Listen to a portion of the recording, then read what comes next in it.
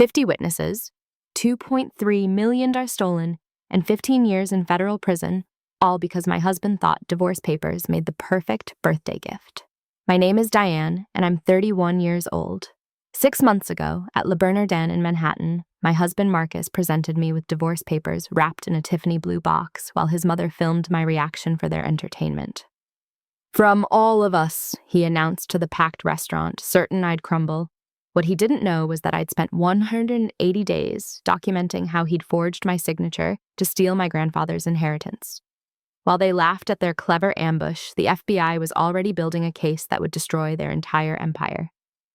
If you're watching this, please subscribe and let me know where you are watching from. Let me take you back to where this all began, to a marriage where love became a weapon and trust became my biggest mistake. 3 years ago, I married Marcus Gifford, believing I'd found my fairy tale. I was a marketing coordinator, making $45,000 a year at a nonprofit, and he was the CFO of his family's investment firm. The day he proposed, his mother, Patricia, pulled me aside at the engagement party. "You should be grateful Marcus chose you despite your background," she said, her Chanel perfume making me nauseous as she leaned in close. "Not everyone gets to marry up. I should have seen the warning signs then." The way she always introduced me as Marcus's wife, she works in, what is it again, dear? Marketing? The constant reminders that I'd grown up in a 2-bedroom apartment while Marcus had summered in the Hamptons. The subtle suggestions that I should quit my little job, since Marcus handled all our finances anyway. "It's better that way, considering your background," Patricia would say at those weekly dinners at their estate, where I'd sit in my Target dress while she and her friends discussed their latest charity galas in their designer gowns. Marcus never defended me. He'd just pat my hand and change the subject, later telling me his mother meant well. "She just wants what's best for us," he'd say. "And honestly, Diana, you don't really understand complex finances anyway." 6 months ago, everything changed with a single email. The subject line read, "Inheritance Review, Estate of Harold Morrison." My grandfather. The email was from a law firm I'd never heard of, asking about the status of my trust fund. Trust fund? I'd never known my grandfather had left me anything. When I'd asked Marcus about it years ago, after my grandfather's death, he'd been dismissive. "Your grandfather's estate had debts, honey. These things happen." But that email suggested otherwise. Those weekly dinners at the Gifford estate became my personal purgatory. Every Sunday at 6 sharp, we'd arrive at their colonial mansion where Patricia would inspect me like I was livestock at auction. "That dress again, Diane? Marcus, doesn't your wife have anything more appropriate?" The dining room had cameras in every corner. Patricia claimed they were for security, but I noticed how she'd glance at them whenever she delivered her most cutting remarks. "Marcus's ex-wife, Veronica, had such wonderful taste," she'd sigh, sliding her phone across the mahogany table to show me Veronica's Instagram. "Old money breeding, you understand? She's engaged to a senator's son now." Marcus had started coming home later, his kisses perfunctory, his explanations vague. "Big merger," he'd say, loosening his tie. "You wouldn't understand the details." His home office door, once always open, now stayed locked. When I'd bring him coffee, he'd quickly minimize his computer screen. "Marcus handles all our finances. It's better that way, considering your background," Patricia reminded me one Sunday when I'd mentioned wanting to review our joint accounts. The other guests, Marcus's cousins and their spouses, exchanged knowing looks. I was the charity case who'd somehow trapped their golden boy. That night, I heard Marcus on a call in his office. "She doesn't suspect anything," he said. "Too trusting, just like her grandfather was." My blood ran cold. Harold Morrison, my grandfather, had been the kindest man I'd ever known. A retired teacher who'd lived modestly, always telling me education was the only inheritance that mattered. But apparently there had been more, much more, and the 2 people who claimed to love me most were keeping it from me, or worse, taking it from me. The law firm's email haunted me. Brennan and Associates wanted to discuss the disposition of the Harold Morrison Trust Fund.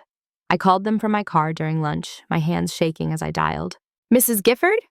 We've been trying to reach you for 2 years, the lawyer said. "Your grandfather's trust fund, $2.3 million. We need to verify the transfers that were made." My world tilted. $2.3 million? That's impossible. My grandfather was a teacher. He was also an early investor in several tech companies. Very shrewd man. But Mrs. Gifford, our records show multiple transfers from the trust, all with your signature.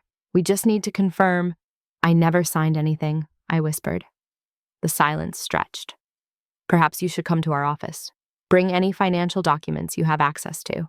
That evening, I tried to access our joint accounts online. Password incorrect. I tried our safe. Marcus had changed the combination. When I asked him about it at dinner, he barely looked up from his phone. I updated everything for security. Don't worry about it, honey. Your grandfather's trust fund? Oh, honey, that was dissolved years ago. Legal fees, you understand. These things happen with modest estates. Modest estates. $2.3 million. The lie was so smooth, so practiced. How many times had he said it? I smiled and nodded, playing the trusting wife he believed me to be. Of course, you know best about these things. Inside, something had fundamentally shifted. The man I'd married, the one I'd trusted with everything, had stolen my inheritance. And from the casual way he lied, I knew this wasn't his first deception. The question was, how deep did this go? And more importantly, what else had he taken from me? Rachel Morrison had been my college roommate and was now a financial crimes attorney. I met her at a coffee shop downtown, choosing a booth in the back corner. When I showed her the email from Brennan and Associates, her expression darkened. Diane, this is serious. If someone forged your signature to access $2.3 million, we're talking federal wire fraud. She pulled out her laptop, fingers flying across the keyboard. I need you to get me any documents you can. Bank statements, tax returns, anything with signatures. Marcus controls everything. I can't even access our joint accounts anymore. Rachel looked up sharply. That's financial abuse, and in New York, it's a one-party consent state for recording. You can legally record any conversation you're part of. She slid me a small device. This uploads directly to a cloud server. Get him talking about the money. I don't know if I can pretend everything's normal. You have to. Diane, if they've stolen this much, they won't stop. And if they know you're onto them... She didn't finish, but she didn't need to. I have a friend at the FBI, white-collar crime division. Once we have preliminary evidence, we'll bring them in. That night, I activated the recorder in my pocket as Marcus poured his scotch. Honey, I was thinking about my grandfather today. He always said education was the only inheritance that mattered. Marcus laughed. Your grandfather was naive. Money sitting in trust doesn't grow. It needs to be invested properly. Good thing I handled everything for you. You're right, I said, my voice steady despite my racing heart. I'm lucky to have you managing things. He kissed my forehead, patronizing and dismissive. That's my girl. Leave the complex stuff to me. The recorder captured every word. 2 weeks before my 31st birthday, Marcus announced his grand plan. We're celebrating at Le Bernardin. I've invited everyone, the partners from the firm, our friends, even that friend of yours from college. What's her name? Rachel? My stomach clenched. That's very generous, but no buts. You only turn 31 once. His smile didn't reach his eyes. Mother's helping with the arrangements. She insists it be perfect. Patricia called daily with demands. Wear the red dress, Diane, the one from Nordstrom Rack. We want you to feel comfortable. The condescension dripped like honey. I've arranged for our photographer to attend. This will be a birthday to remember. I overheard Marcus on a call 3 days before the party. I pressed my ear against his office door, recorder running. Make sure everyone has their phones ready, he said. This needs to be public. 50 witnesses minimum. Yes, the papers are ready. She'll sign them right there, trust me. After this humiliation, she'll do anything to get away quickly. My hands shook as I texted Rachel. They're planning something for my birthday, something public. Keep recording everything, she replied. FBI is almost ready to move. We have enough for fraud charges, but we need him to incriminate himself further. Can you handle 2 more weeks? 2 more weeks of pretending. 2 more weeks of sleeping next to a man who'd stolen millions from me. 2 more weeks of Patricia's barbs and Marcus's lies. One more thing, Rachel texted. Agent Sarah Smith wants to meet. Tomorrow, noon, Federal Building downtown. Can you make it? I looked at Marcus through the door crack, laughing on his call about my upcoming humiliation. I'll be there, I typed back. Le Bernardin glowed with candlelight as I entered in my red dress, the one from Nordstrom Rack that Patricia had specifically requested.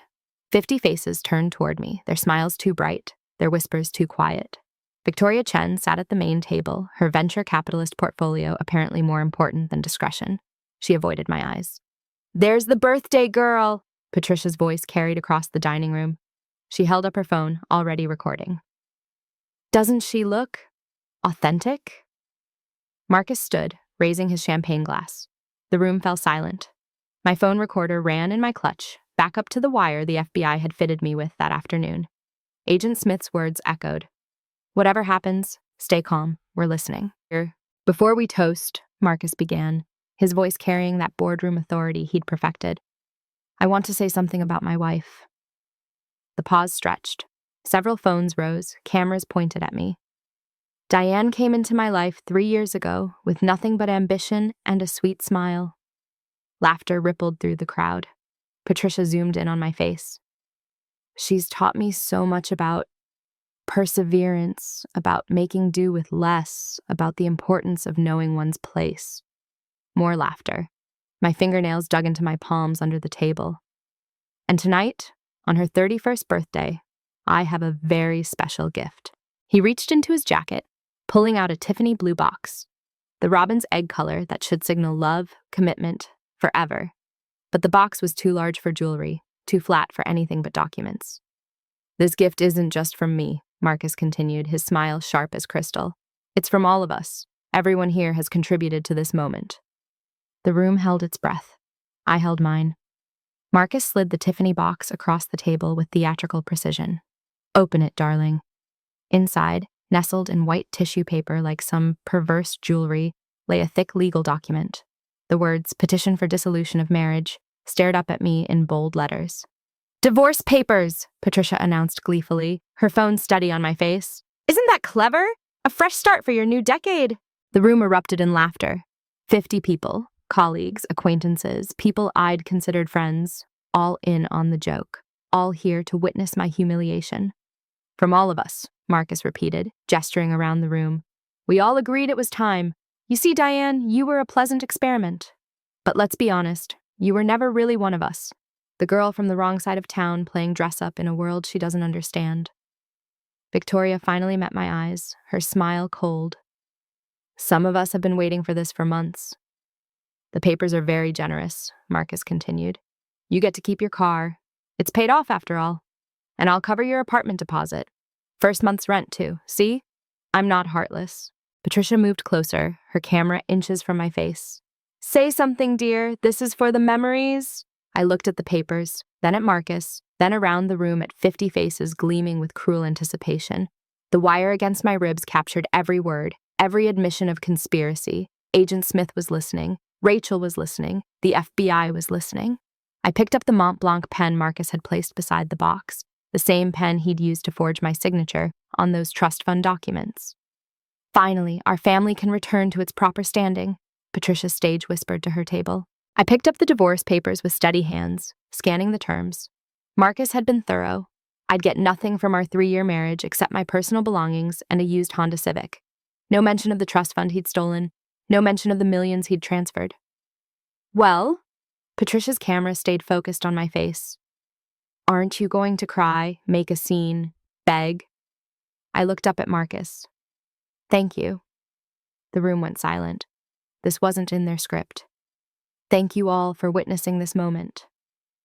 I uncapped the Mont Blanc pen. It will be important later. Marcus's smile faltered slightly. Just sign the papers, Diane. I signed my name with flourish on every flagged page. Each signature was clear, deliberate, witnessed by 50 people and at least a dozen recording phones. Then I set down the pen, picked up my clutch, and stood. Where are you going? Marcus demanded. We haven't even had dinner. I'm not hungry. I pulled out my phone, typing quickly. But thank you for the gift. All of you. Your participation tonight has been invaluable. As I walked toward the door, my phone showed the message sent to Agent Smith. Gift received. He confirmed the conspiracy in front of 50 witnesses. All recorded. Move forward. You can't just leave, Patricia shrieked. This is your party. I turned at the door, looking back at the room full of confused faces. Actually, Patricia, this is your party. I was just the entertainment. But don't worry. Your real celebration is coming. 2 weeks from today, at Marcus's board meeting. You won't want to miss it. Marcus stood, his face darkening. What are you talking about? Thank you all for witnessing this moment. It will be important later. I walked out, leaving them with their champagne and confusion. If you're still watching, you're probably wondering what I had already done before that dinner. Trust me, those 6 months of preparation were about to pay off in ways Marcus never imagined. Before we continue, please hit that subscribe button and let me know in the comments. Have you ever been blindsided by someone you trusted? Your stories give me strength. Now, let me tell you what happened when I walked out of that restaurant. The morning after my birthday, I sat across from Agent Sarah Smith in a sterile federal building conference room. She spread the forensic accounting reports across the table like tarot cards revealing my future. Mrs. Gifford, with these forged signatures and the wire transfers, were looking at 18 federal charges. The recording from last night's dinner establishes conspiracy. Your husband isn't just facing fraud, it's racketeering. Rachel sat beside me, her hand steady on my shoulder. Show her the other evidence, Diane. I pulled out the printed emails I'd photographed from Marcus's computer during one of his showers. These show he's been transferring money to Victoria Chen's venture fund, my inheritance money. Agent Smith's eyes sharpened. How much? $1.8 million just in the last 6 months. The rest went into his mother's real estate holdings and his personal trading accounts. This is a pattern, Agent Smith said, pulling out another file. We've been investigating Marcus for 2 years. Your case is the smoking gun we needed. She showed me a photograph. Do you recognize this woman? Jennifer, Marcus's first wife. The one Patricia said had old money breeding. She came to us 3 years ago with similar claims, but we couldn't prove anything. Marcus had destroyed the paper trail. But you, Agent Smith smiled. You've given us everything, the recordings, the forensic signatures, the conspiracy admission in front of witnesses. When will you arrest him? His company board meeting is in 13 days. We understand he's presenting a major acquisition, funded with stolen money. We'll take him there, public, undeniable. She leaned forward. But until then, you need to act normal. Can you do that? I thought of Marcus's smug face, Patricia's cruel laughter. I've been acting for 3 years. 2 more weeks is nothing. Rachel and I spent the next 3 days in her office, mapping Marcus's financial crimes with the precision of surgeons. Each forged signature had been notarized by Patricia's personal assistant, making Patricia an accomplice. The transfers were deliberately structured, just under $200,000 each to avoid federal reporting requirements. This is RICO-level organization, Rachel muttered, highlighting another transaction. Look, 12 transfers over 18 months, each one timed right before his company's quarterly reports. He was using your inheritance to inflate his division's performance metrics. The forensic accountant the FBI brought in was blunt. He didn't just steal from you. These inflated numbers were used to secure $50 million in investor funding. That's securities fraud. My phone buzzed. Marcus. Where are you? You haven't been home in 2 days. Staying with a friend, I texted back. Need space to process the divorce. Don't be dramatic. Come home. We need to discuss the apartment situation. Rachel grabbed my phone. Let me. She typed. Your mother was right. I don't belong in your world. I'll get my things next week. His response was instant. Good. Finally accepting reality.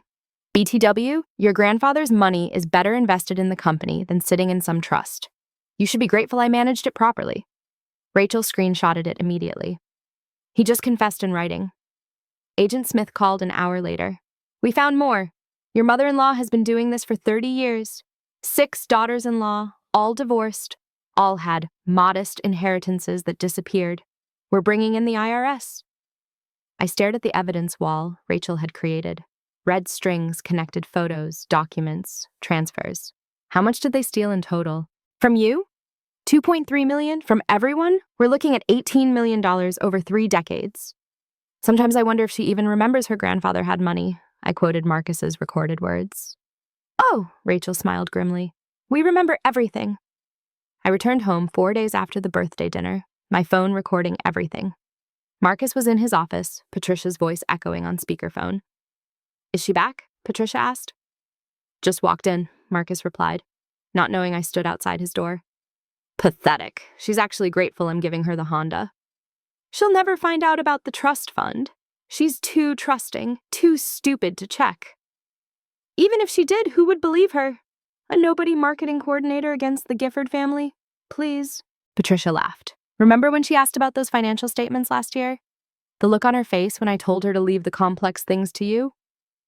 The best part, Marcus said, his voice dropping, is that she actually signed a post-nup last year. Thought she was signing insurance forms. Even if she tried to fight the divorce, she'd get nothing. My blood ran cold.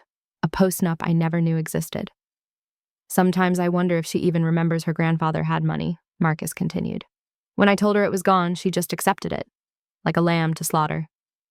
Well, she is from inferior stock, Patricia replied. Not like Victoria. Now there's a woman worthy of the Gifford name, smart enough to turn that stolen money into triple returns. Mother, it's not stolen. It was redirected to better purposes. Diane would have wasted it on charity or some nonsense. I backed away silently, sending the recording to Rachel and Agent Smith immediately. Rachel's response was instant. Post-nup signed under false pretenses is fraud, another federal charge. Keep recording. That night at dinner, Marcus was almost kind. I found you a nice studio apartment, downtown, close to public transportation since you'll need to find a job soon. That's thoughtful, I managed. See, I'm not a monster. I just want what's best for both of us. The wire captured everything. Rachel connected me with James Hartley, New York's most ruthless divorce attorney. His office overlooks Central Park, all leather and mahogany, the kind of place Marcus would respect. The post-nup is fraudulent, Hartley said after reviewing the documents. You thought you were signing insurance forms. That's textbook fraud. But here's my strategy. We let them think they've won. What do you mean? You've signed the divorce papers. Good. Let it proceed.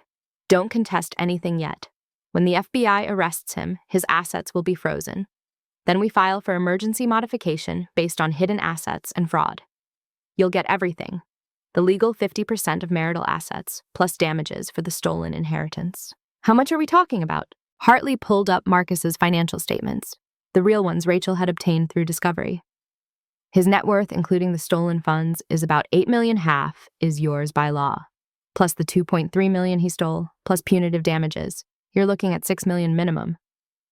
He thinks I'm getting a Honda Civic and nothing else. Let them think they've won. Overconfidence is a powerful weapon against them. Hartley smiled. I've dealt with Patricia Gifford before. She destroyed my sister's marriage 15 years ago. This time she's going down.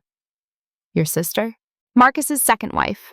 Patricia convinced her to sign away everything, then had her committed to a psychiatric facility for hysteria when she tried to fight back.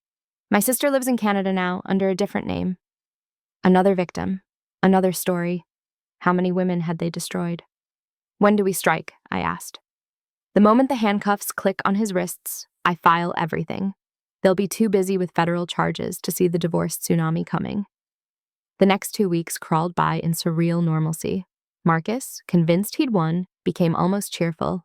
He'd whistle while getting dressed, kiss my forehead absently, even brought home flowers, grocery store carnations, but still. The board meeting's Thursday, he announced over breakfast. Biggest acquisition of my career. We're buying out Chen Industries, Victoria's company. Brilliant merger, really. Turns our $2 million investment into 10. Our $2 million, my inheritance. That's wonderful, I said, pouring his coffee. You've worked so hard for this. Mother's coming to watch. She loves seeing me in action. He straightened his tie. After this, I'll be CEO within a year. Victoria and I have big plans. Victoria and I, not even pretending anymore. I spent my days at Rachel's office watching the FBI build their case. Agent Smith showed me surveillance photos, Marcus meeting with known money launderers, Patricia bribing city officials, Victoria's company existing only on paper. Thursday at 2 p.m., Agent Smith confirmed. 6 agents in the building, 2 in the lobby, 2 in the stairwells, 2 waiting outside the boardroom. We want this clean, public, undeniable. What about Patricia? Simultaneous arrest at her spa. She has a standing appointment every Thursday at 2:30. I pictured Patricia in her La Mer facial, cucumber slices on her eyes, as the FBI walked in. The image brought me my first genuine smile in months. Marcus posted on Instagram that morning. About to close the biggest deal of my life. Hashtag Gifford Empire hashtag power moves. I screenshot it, sending it to Rachel with the message. He has no idea how right he is. Agent Smith texted me one final time. Stay away from the building. Watch the news at 2:15. He was so busy celebrating his freedom, he didn't notice the federal warrant being signed. 3 days before the board meeting, I followed Victoria Chen to a coffee shop. She was texting on her phone, designer bag worth more than my annual salary casually thrown on the chair beside her. I sat down across from her. "Hello, Victoria." She looked up, startled, then smirked. "Diane, shouldn't you be apartment hunting?" "I know about the money. The $1.8 million Marcus invested in your fake company." Her face paled slightly, but she recovered. "I don't know what you're talking about." "Chen Industries doesn't exist. I checked. No employees, no office, no products. Just a shell company for laundering my stolen inheritance." "You're delusional. No wonder Marcus is leaving you." I pulled out my phone, showing her the FBI case number. "This is your chance, Victoria. They already know everything. But if you cooperate now, maybe you avoid prison." She stood abruptly, grabbing her bag. "You're crazy. Marcus was right about you." 8 months, Victoria. You've been sleeping with him for 8 months while spending my grandfather's money. Every dinner, every trip, every piece of jewelry, funded by theft. It's not theft when you're too stupid to manage your own money. I smiled, holding up my phone. "Thank you. That's all I needed." The recording app was clearly visible. Victoria's face went white. "You recorded me?" "One-party consent state, completely legal. The FBI will love this." I stood to leave, then turned back. "Oh, and Victoria? That merger Marcus promised you? The one that would make you both rich? The FBI will be attending that meeting. Enjoy your last 3 days of freedom." She was already dialing her lawyer as I walked out. By that evening, Agent Smith called. "Victoria Chen just flipped. She's providing everything. Emails, recordings, bank records. You rattled her perfectly." Rachel called me at midnight, her voice tight with urgency. "Diane, you need to see this. Come to my office now." I found her surrounded by insurance documents, her face pale under the fluorescent lights. "Remember how I said Patricia's done this before? I found a pattern. She spread out 6 insurance policies. Every single one of Marcus's ex-wives had $1 million life insurance policies taken out on them. 3 had accidents within a year of divorce." My blood went cold. "What kind of accidents?" "Car crash, drowning, fall from a balcony, all ruled accidental, all within months of their divorces being finalized." She pulled out another document. "This is yours. Marcus took out a $5 million policy on you 6 months ago, right when you started asking about your grandfather's estate. The beneficiaries? Marcus and Patricia, split evenly." I sank into a chair. "They weren't just planning to divorce me. The birthday humiliation was supposed to devastate you, make you vulnerable, isolated. Then..."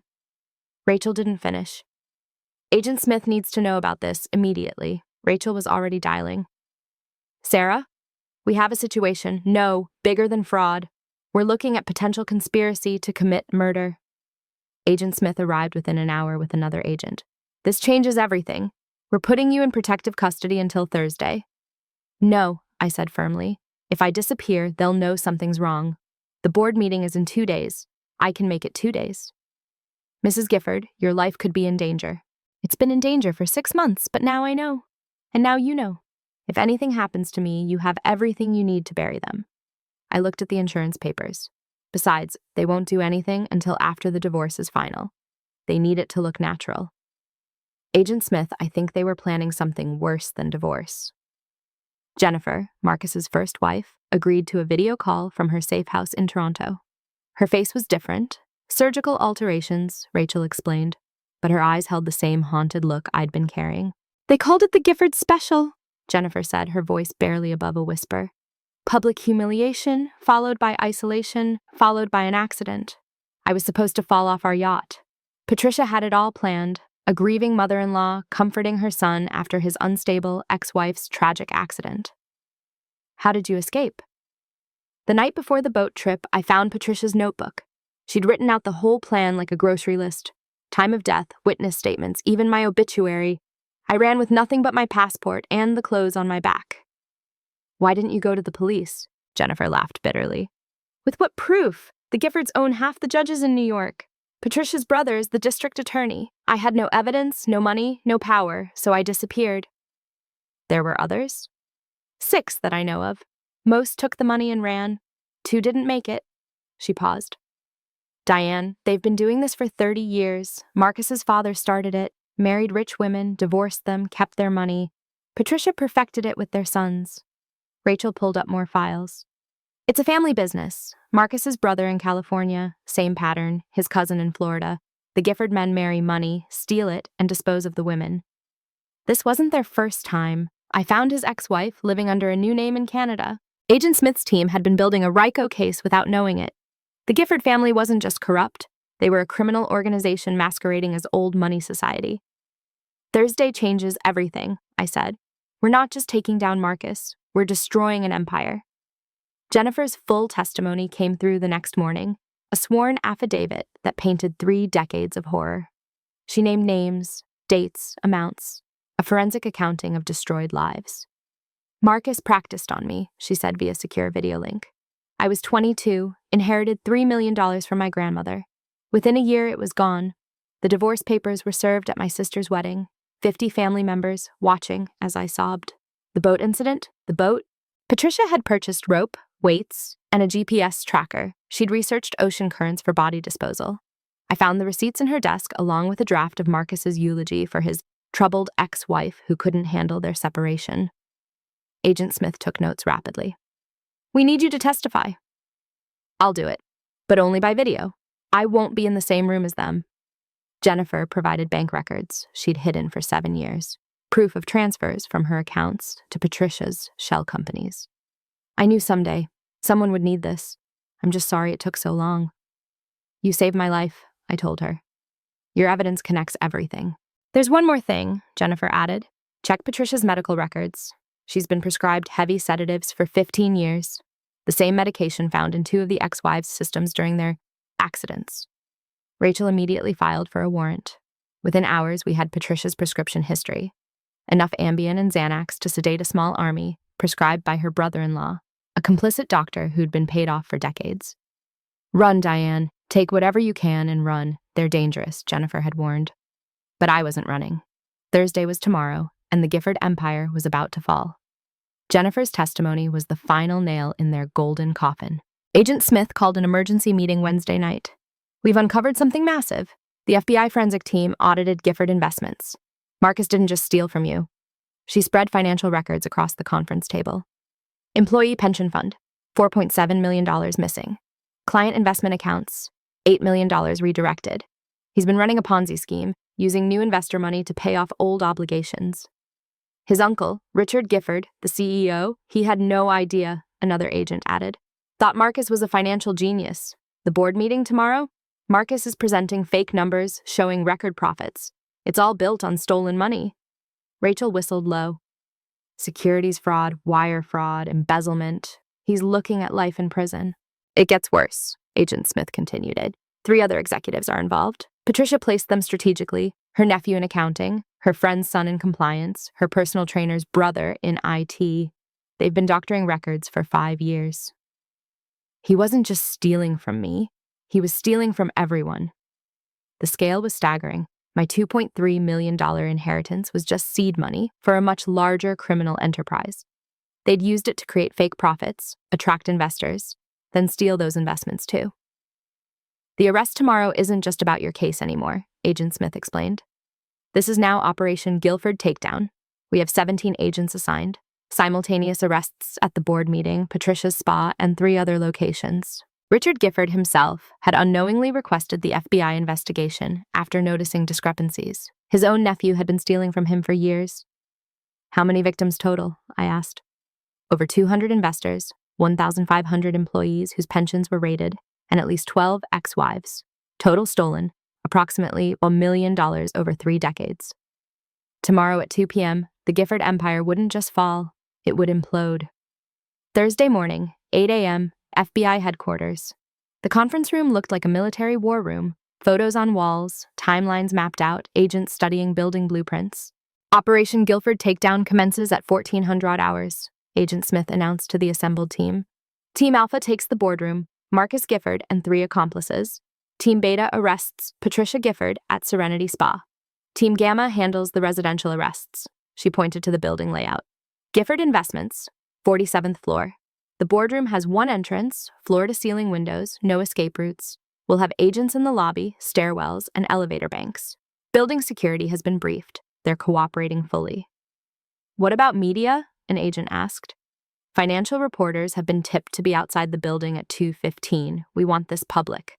The Giffords have hidden behind their reputation for too long. Agent Smith turned to me. Mrs. Gifford, you'll be in protective custody at the Marriott across the street. Agent Johnson will stay with you. You can watch from the window. The boardroom is visible from there. I want to see his face when it happens. You will. We've also arranged for a live feed from the security cameras. You'll see everything. She handed me a burner phone. If anything seems wrong, any threat we haven't anticipated, you call immediately. Rachel squeezed my hand. By 2:30 today, you'll be free, really free. Agent Smith positioned 6 agents in the building. We want this clean and public, she said. As I left for the hotel, Agent Smith called out, Mrs. Gifford, thank you. Without your courage, they'd still be destroying lives. Tomorrow at 2 p.m., his world ends, I replied, quoting her words from days ago. She smiled grimly. No, today at 2 p.m., justice begins. Wednesday night, I sat in Rachel's apartment, unable to sleep. Tomorrow would end everything. My marriage, the Gifford empire, 3 years of lies. Marcus had called earlier, his voice electric with anticipation. Tomorrow's the big day, he'd said. After the merger announcement, I'm taking Patricia to Le Bernardin to celebrate. Our table, where your birthday party was. Poetic, don't you think? Very poetic, I'd managed. You should be moved out by next week. The divorce will be final in 30 days. Clean break, fresh start for everyone. If only he knew his fresh start would be in federal prison. Rachel poured wine, her hands steady, while mine shook. You did everything right, Diane. The recordings, the evidence, staying strong when they tried to break you. I keep thinking about the others. Jennifer hiding in Canada, the ones who didn't make it. Tomorrow you get justice for all of them. Patricia had sent a text at midnight. Don't forget to leave the house keys. We're having the locks changed Friday. I stared at her message, then typed back. I'll leave everything exactly where it belongs. She'd never understand the double meaning until handcuffs replaced her Cartier bracelets. Rachel pulled up the evidence files one last time. 18 federal charges against Marcus, 12 against Patricia. The company will be liquidated to pay back victims. You'll recover everything plus damages. Tomorrow they'll understand that the poor girl they humiliated was never their victim. She was their prosecutor. I thought about my grandfather, the gentle teacher who'd invested wisely and left me a fortune I never knew existed. Tomorrow his money would finally destroy the people who stole it. Grandpa would be proud, I whispered. He would, Rachel agreed. You fought back the right way, legally, methodically, brilliantly. Thursday, February 15th, 7 a.m. Marcus stood in our bedroom selecting his most expensive suit, the $10,000 Armani he'd bought with my grandfather's money. His movements were precise, practiced, the routine of a man who believed he owned the world. Big day, he said, not really talking to me. The board's going to lose their minds when they see these numbers. Victoria's integration plan is brilliant. He posted on Instagram, about to close the biggest deal of my life. #power move, #Gifford Empire, #watch this, space. Within minutes, likes and comments flooded in from his network of sycophants and social climbers. If only they knew federal agents were screenshotting every word for evidence. Patricia called while he was in the shower. I answered, playing the defeated wife one last time. Is he ready? She asked without greeting. He's getting dressed, the Armani suit. Good. Images, everything. After today, Marcus will be untouchable, CEO by year's end. She paused. You'll be gone by then, of course. Of course. I'm having champagne delivered to the boardroom. Dom Perignon. We'll toast to new beginnings. He posted, about to close the biggest deal of my life. He had no idea how right he was. My phone buzzed with a text from Agent Smith. We're in position. Agents in place at all locations. Confirm you're headed to safe house. Leaving now, I replied. Marcus emerged from the bathroom, cologne overwhelming. Tom Ford, another purchase from stolen funds. He straightened his tie in the mirror, never noticing I was fully dressed, my bags by the door. How do I look? He asked his reflection. Like a man about to get exactly what he deserves, I said. He smiled, missing the irony entirely. That's the plan. Can you imagine the satisfaction I felt knowing that while he was choosing his most expensive suit, federal agents were preparing his handcuffs? If you've made it this far, you need to see what happened in that boardroom. But first, Please like this video and share it with anyone who needs to hear that justice, real justice, is possible. And comment below. What do you think Marcus deserved? Now, let me tell you about the most satisfying 2 minutes of my life. From my hotel window on the 45th floor, I had a perfect view of the Gifford Investments boardroom. The glass walls meant I could see everything. 15 board members taking their seats, Marcus's uncle Richard at the head of the table, and Marcus himself, strutting like a peacock in his Armani suit. Agent Johnson stood beside me with binoculars. Team Alpha is in position. Elevator banks secured. Your husband is about to begin his presentation. Through the FBI's audio feed, I heard Marcus's voice, confident and commanding. Gentlemen, ladies, what I'm about to show you will revolutionize Gifford Investments. The Chen merger isn't just profitable, it's game-changing. He clicked through slides showing fabricated profits, doctored accounts, my stolen inheritance disguised as legitimate capital. The board members nodded, impressed. Richard Gifford beamed with pride at his nephew. As you can see, our Q4 numbers exceeded projections by 300%. This merger will triple that. Patricia sat in the corner, recording everything on her phone, still documenting what she thought would be Marcus's triumph. He was mid-sentence about fiduciary responsibility when the doors opened. At exactly 2:00 p.m., the boardroom door opened. Not dramatically, almost quietly. 6 FBI agents in dark suits entered, spreading out strategically. The board members looked confused, some assuming they were security. Marcus kept talking for a few seconds, his voice faltering as he noticed the agents. As I was saying about fiduciary responsibility, Agent Smith stepped forward, badge raised. Mr. Gifford, I need you to step away from the podium. What is this? Richard Gifford stood. This is a private meeting. Sir, please remain seated. We have warrants. Through the window, I saw the exact moment Marcus understood. His face went from confusion to recognition to pure terror as his eyes found the window where I stood. Marcus Gifford, you're under arrest for wire fraud, securities fraud, embezzlement, money laundering, and conspiracy to commit fraud. Agent Smith's voice carried clearly through the audio feed as she read his rights. The boardroom erupted. Richard Gifford shouted, "This is a mistake! I'm calling our lawyers!" Mr. Gifford, your nephew has stolen approximately $47 million from this company, its investors, and employees. We have documented evidence of systematic fraud spanning 5 years. Marcus's hands were pulled behind his back, the handcuffs clicking with a satisfying finality. Through the glass, I watched his $10,000 suit wrinkle as they positioned him. The look on his face when he saw me standing there with Agent Smith, that was my real birthday gift. But I wasn't with Agent Smith. I was across the street, watching from safety. Yet Marcus's eyes stayed fixed on my window, his expression cycling through rage, disbelief, and finally devastating comprehension. Patricia jumped up, her phone still recording. You can't do this! Do you know who we are? Patricia Gifford, you're also under arrest as an accomplice to fraud, conspiracy, and forgery. Another agent moved toward her. This is that little bitch's doing, Patricia screamed, pointing at the window where I stood. Diane! You worthless nobody!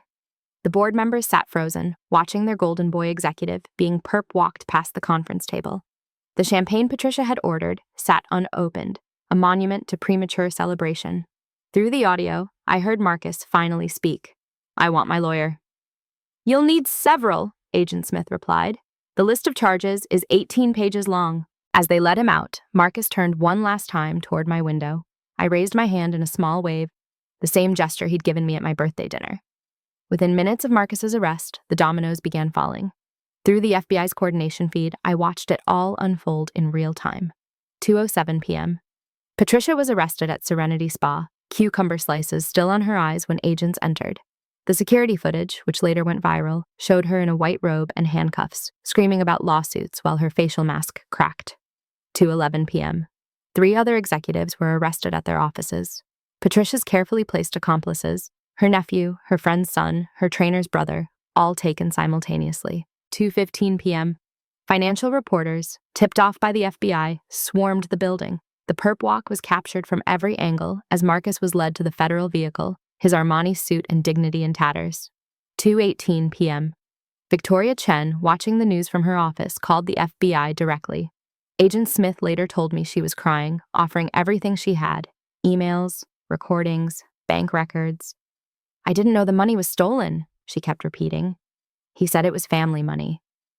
Patricia's mugshot with her face mask still half on became viral. Karma has a sense of humor. 2:23 p.m.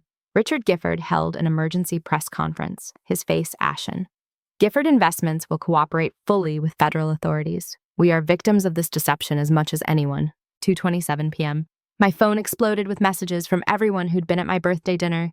The same people who'd laughed at my humiliation were now sending variations of, "I had no idea," and "Are you okay?" Rachel texted me. "Check Twitter. #Gifford takedown is trending. The video of Patricia's arrest has 2 million views already." Victoria's betrayal was the sweetest. She provided evidence that buried Marcus even deeper, trying desperately to save herself from prosecution. By evening, the Gifford name was poison. The arrest video had been shared across every platform. Marcus in handcuffs, Patricia's spa meltdown, the board members' shocked faces. News channels ran segments with titles like Dynasty of Deception and The Gifford Grift. The same people who laughed at my humiliation were now sharing news articles about his arrest.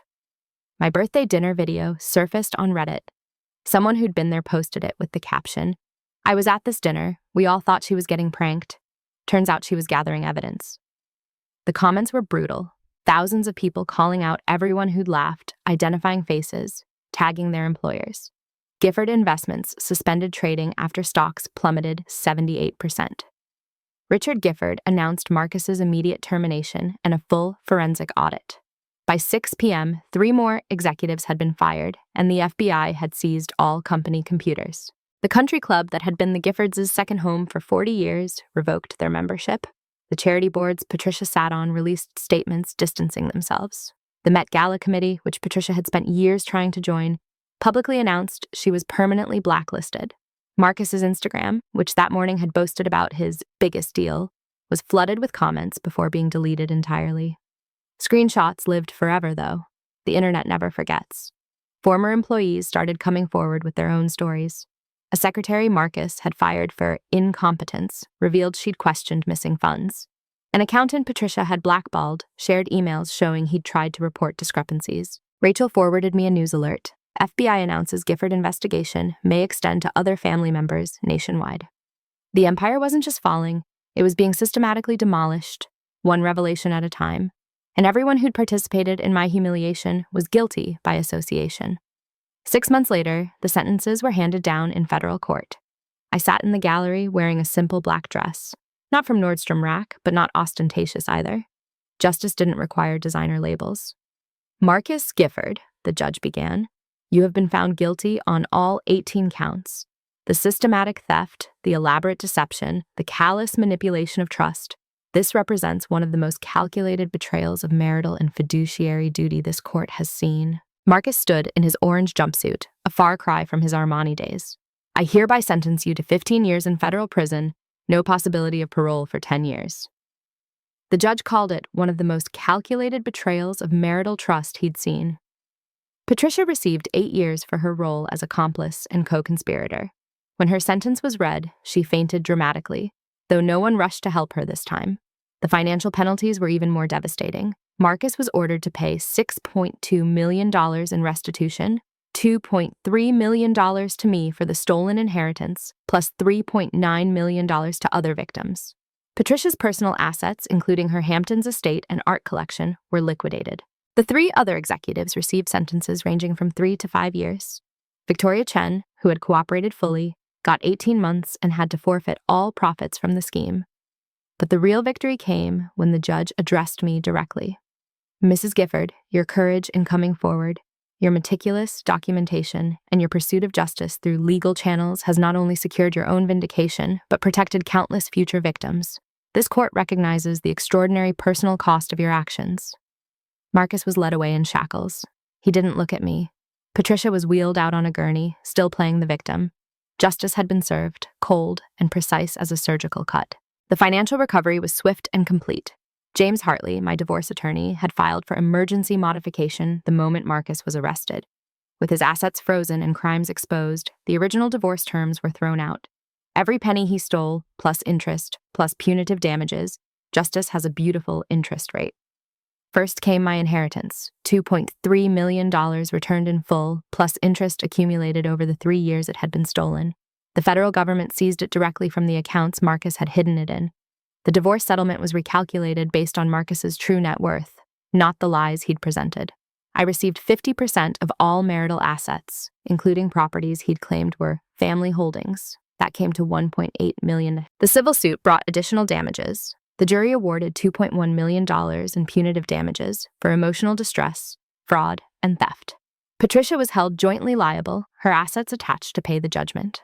The life insurance policies Marcus had taken out on me were invalidated, and the premiums returned with penalties, another $50,000. Even the Honda Civic he'd so generously allowed me to keep was replaced. The court ordered him to pay for the Mercedes he'd bought Victoria, with my money to be transferred to my name. In total, I recovered $6.3 million, my inheritance, my rightful share of marital assets, and compensation for what I'd endured. But the sweetest recovery wasn't financial. It was the email from my grandfather's estate lawyer. Your grandfather would be proud. He always said you were the smart one in the family. He was right. The Gifford fortune, built on decades of theft and deception, was distributed to victims. Employee pension funds were restored. Defrauded investors were made whole. The empire built on others' misery was liquidated for justice. The letters started arriving 3 months into Marcus's sentence. Handwritten on federal prison stationery, his once confident script now shaky and desperate. Diane, I know I have no right to ask for forgiveness, but I need you to understand. It started small. Just a few thousand to cover a bad investment. I always meant to pay it back. I forwarded it to the FBI without reading past the first paragraph. They were building additional cases, and every communication was evidence. His letters went straight to my lawyer. I had nothing left to say to him. Patricia tried a different approach, having her lawyer contact mine with an offer. Mrs. Patricia Gifford wishes to reconcile with her former daughter-in-law. She's prepared to provide information about hidden assets in exchange for a letter supporting her appeal. Rachel laughed when she read it. She's trying to trade information she's legally required to provide anyway. Classic Patricia. We declined and reported the attempted manipulation to the prosecution. Marcus's brother called from California, where he was facing his own federal investigation. Diane, this is all a misunderstanding. If you could just tell them Marcus acted alone. I hung up and blocked the number. Even Victoria reached out through Instagram. I know you hate me, but I was a victim too. He told me you were abusive, that the divorce was your idea. Can we talk? I screenshot the message for my records and didn't respond. She'd made her choices when she laughed at my birthday humiliation. The most pathetic attempt came from Marcus's prison email account. I still love you. We could start over when I get out. That one I did respond to with just 3 words. See you never. The authorities confirmed each attempted contact violated their pre-trial agreements, adding months to their sentences. Gifford Investments didn't survive the scandal. Within 2 months of Marcus's arrest, the firm was in full collapse. Richard Gifford, Marcus's uncle, discovered the rot went deeper than anyone imagined. My case opened a Pandora's box. Marcus wasn't the only corrupt executive there. The forensic audit revealed 3 other executives had been running their own schemes, inspired by Marcus's apparent success. The company's chief compliance officer had been taking bribes to ignore irregularities. The head of HR had been selling employee information. The IT director had been mining cryptocurrency on company servers. The FBI expanded their investigation, ultimately charging 12 people across the organization. The company's reputation was so destroyed that clients fled en masse, withdrawing over $2 billion in assets in 6 weeks. Richard Gifford, himself a victim, held a final press conference. Gifford Investments, after 47 years in business, will cease operations. All remaining assets will be liquidated to compensate victims. The 1,500 employees whose pensions Marcus had raided received full restitution from the liquidation, plus damages. Many sent me thank you cards, calling me the whistleblower who saved their retirements. One letter stood out from Marcus's former secretary. He fired me when I questioned a discrepancy. Patricia had me blacklisted. I lost my house, my savings, everything.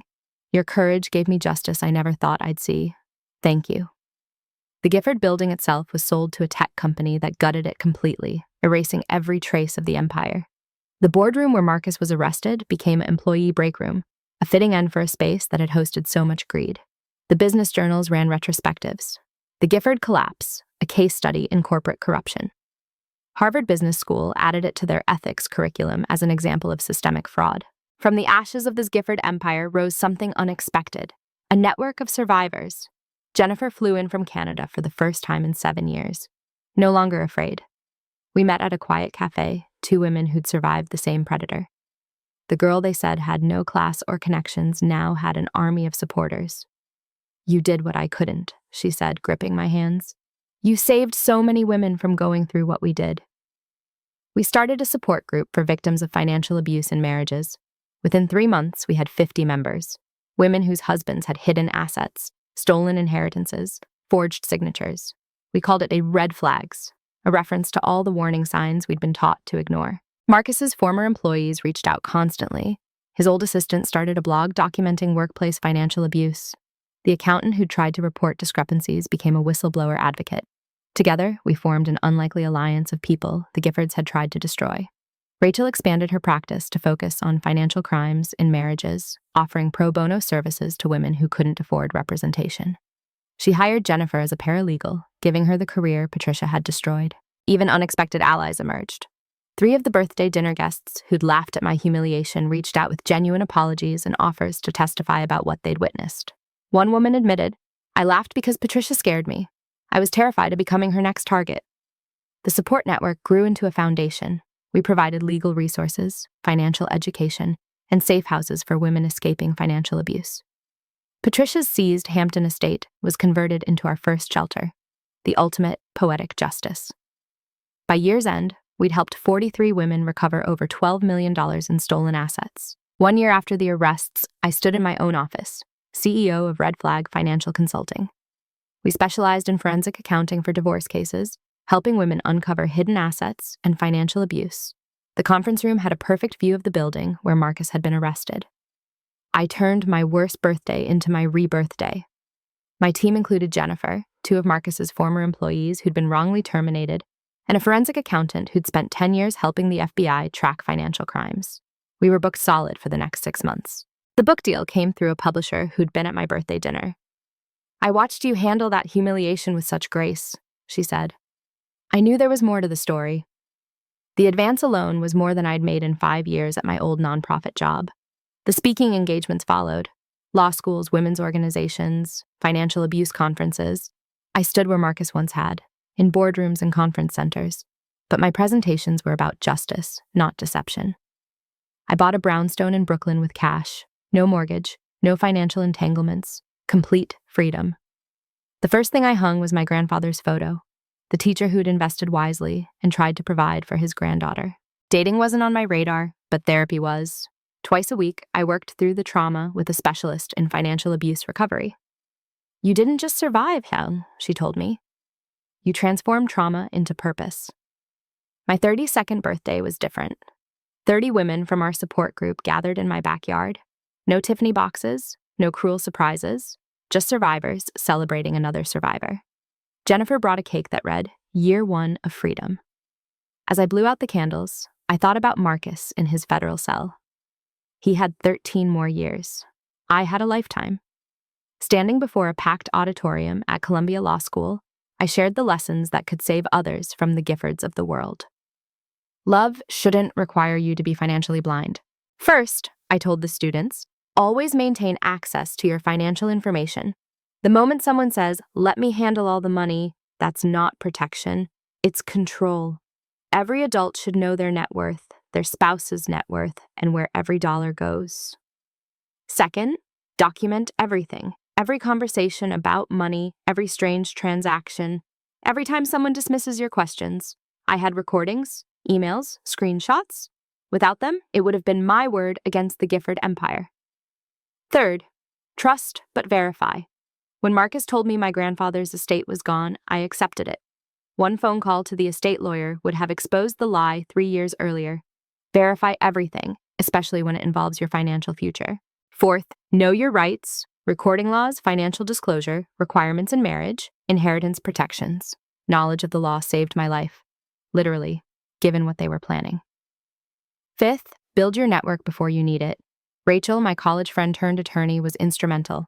The FBI agent who listened, the forensic accountants who traced the money, allies matter more than wealth. A student raised her hand. What about prenups? Get one, I said firmly, but have your own lawyer review it. Never sign anything you don't understand.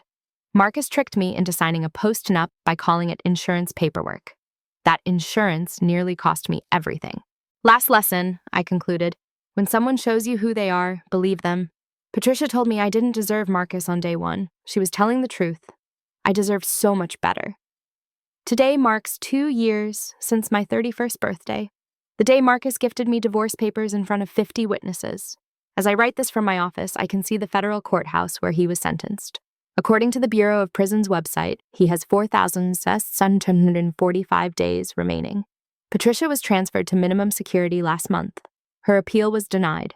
The fortune she spent 40 years accumulating through theft and manipulation is gone, distributed to victims. She works in the prison laundry now, earning $23 an hour, roughly what she thought I was worth. They gave me divorce papers for my birthday. I gave them federal prison sentences for theirs. The other Gifford men are falling like dominoes. Marcus's brother in California, convicted. His cousin in Florida, awaiting trial. The family empire built on decades of destroyed women has been reduced to a Wikipedia page about financial crimes. Victoria Chen served 6 months and now works as a barista. She sent another apology letter last week. I used it as evidence in a new victim's case. She's still trying to minimize her role. Jennifer is getting married next spring to a wonderful man who celebrates her strength. She's inviting all 47 women from our support group. We're her family now. The Red Flag Foundation has helped recover $31 million in hidden assets for 127 women. We've expanded to 5 cities, with 6 pro bono attorneys on staff. My grandfather's stolen money has been multiplied into justice for hundreds. Marcus will be eligible for release when he's 52. I'll be 46, with 15 years of freedom, success, and purpose he tried to steal. Patricia will be 73 if she lives that long. They gave me humiliation wrapped in Tiffany blue. I gave them justice wrapped in federal charges. And that's a gift that keeps on giving. If you've stayed until the end, thank you for witnessing my journey from humiliation to justice. Please subscribe to hear more stories of people who refuse to be victims. Share this with anyone who needs to know that with patience, planning, and the right legal help, justice isn't just possible, it's inevitable. Comment your thoughts below. What would you have done in my situation? And remember, document everything, trust your instincts, and never let anyone make you feel worthless. Your worth isn't determined by them, it's determined by you. See you in the next story.